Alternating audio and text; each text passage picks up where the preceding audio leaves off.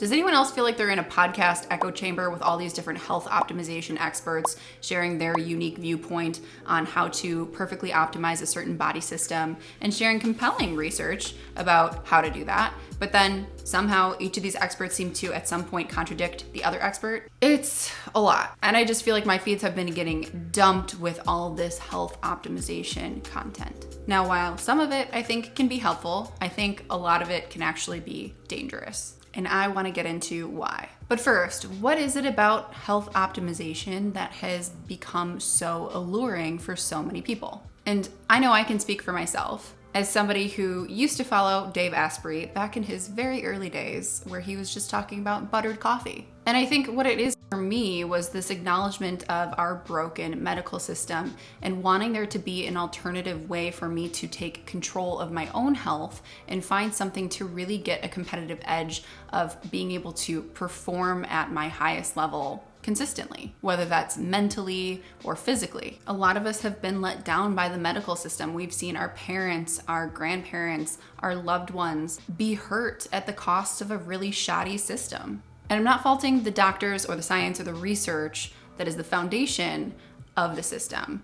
I'm faulting the system itself. And then secondly, we live in a world that expects a lot of us these days. With the addition of social media and enhanced communication methods and AI, we're expected to output even more these days as far as what we do in society, what we do in our jobs, all that. So I think there's this growing pressure to be able to fine-tune all these systems and really be able to reach our full potential and deliver this high capacity of work consistently. And now more than ever, with these health experts having such accessibility to podcast platforms and being able to publish books easily and being able to develop supplement lines and certain genetic testing, it's become much more accessible for the consumer to learn about their human physiology and to be able to tune into certain metrics and biomarkers and pathways.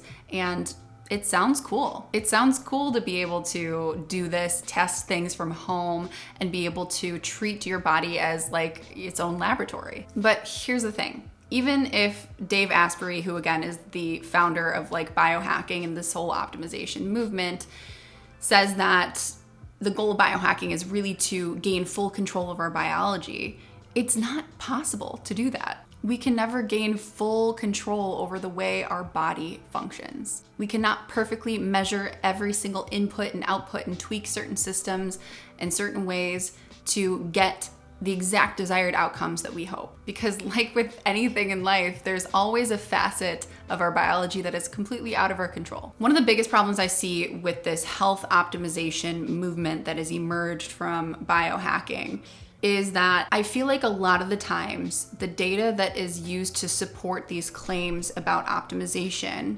is shown in kind of a theoretical standpoint, or data is being extrapolated from an animal study or a mouse study and then applied to how it would work in theory in a human body. And when we boil science down to a mechanistic viewpoint and trying to just understand a certain pathway, how this one thing we ingest affects a certain pathway, then we are negating the entire other couple thousand pathways that also could affect that one pathway when that's initiated. The human body is pretty fine-tuned and is built to have a system of checks and balances. So I think a lot of the times this optimization viewpoint is too simplistic when we're considering the way that the human body functions. Because what works in small controlled trials may not apply to public health outcomes. And not only just public health outcomes, but real world implementation. I just feel like optimizing these smaller biomarkers and physiological pathways is very narrow-minded and narrow-focused and kind of cuts out the bigger picture. Because let's be honest, most of us are not doing the basics well enough to say that optimizing our systems is really gonna make that much of an impact. If you're not fully nailing down the larger foundations of health, like eating well, sleeping well, drinking enough water, avoiding or limiting alcohol and smoking, building strong relationships, limiting your mental stress, those are all things that can make significant health impacts as far as the outcomes go if you tweak some of those and you make sure that you're hitting all those foundations very solidly. And this brings me into this larger point of I think health optimization really makes people focus on majoring in the minors. And I've talked about the concept of majoring in the minors in some of my other videos, but really what it means is when we focus on the small things, like the 5% that's gonna make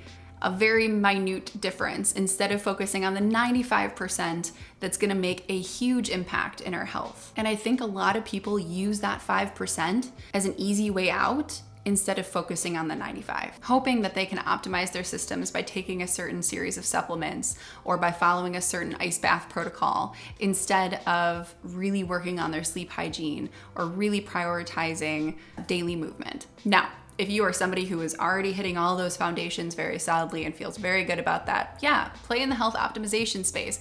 But the majority of people are not there. And that's where I feel like health optimization and this whole culture behind it can be really dangerous for the public health. Because a lot of people will hear that and think, that's the thing I need to be doing. I need to be doing this expensive genetic testing. I need to pay $500 to get this genetic profile done, to know exactly what kind of methylated vitamins I need. When in reality, they really just need to sleep more. They really just need to eat better first. And then maybe you can do that if you want. But most likely, you're gonna be feeling a lot better if you focus on those foundations first. All right, so beyond that, another huge issue I see with health optimization is that it promotes this excessive testing and excessive screening. For example, the full body MRI. Now, sure, are there gonna be people who do this full body MRI and they catch something serious and are able to mitigate that before it turns into something full blown for them? Yes, absolutely.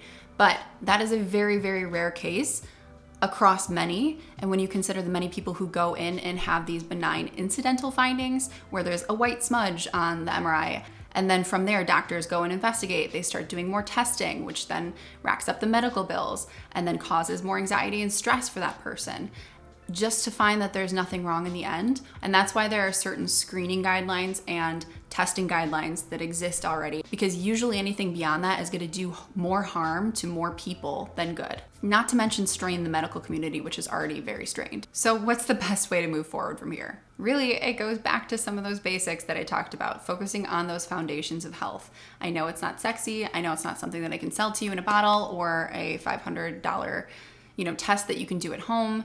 It really comes back to focusing on those basics. Start there, then you can reach out to some of these optimization experts, try some of these techniques, see how that goes. But just as I talk about how important it is to be a patient advocate for yourself in the medical system, you also need to understand that you have to be a consumer advocate for yourself in the wellness industry, because there are definitely a lot of snake oil salesmen out there trying to sell you very expensive treatments that are going to make very, very limited impact on your health, if at all. So no need to be cynical, but always have a critical thinking hat on and be a little skeptical when you are hearing about a new optimization technique. All right, you guys, I hope you enjoyed this video. I'd love to hear your perspective on health optimization, what you think about the whole health optimization culture, different health gurus and health experts in this field. Just keep it nice and respectful, okay?